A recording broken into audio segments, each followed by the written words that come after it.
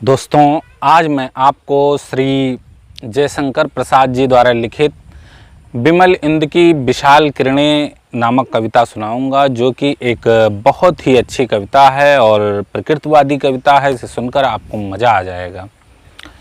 बिमल इंद की विशाल किरणें प्रकाश तेरा बता रही हैं। बिमल इंद की विशाल किरणें प्रकाश तेरा बता रही हैं। अनादि तेरी अनंत माया जगत को लीला दिखा रही हैं। जगत को लीला दिखा रही हैं। प्रसार तेरी दया का कितना ये देखना हो तो देखें सागर। प्रसार तेरी दया का कितना ये देखना हो तो देखें सागर। तेरी प्रशंसा का राग प्यारे तरंग मालाएं गा रही हैं। तेरी प्रशंसा का राग प्यारे तरंग मालाएं गा रही हैं। तुम्हारा स्मित हो जिसे निरखना, तुम्हारा स्मित हो जिसे निरखना, वो देख सकता है चंद्रिका को, वो देख सकता है चंद्रिका को।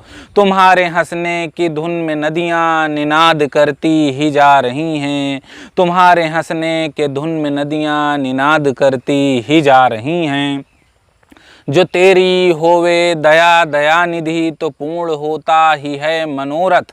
जो तेरी होवे दया दयानिधि तो पूर्ण होता ही है मनोरथ। सभी ये कहते पुकार करके यही तो आशा दिला रही है। सभी ये कहते पुकार करके यही तो आशा दिला रही है।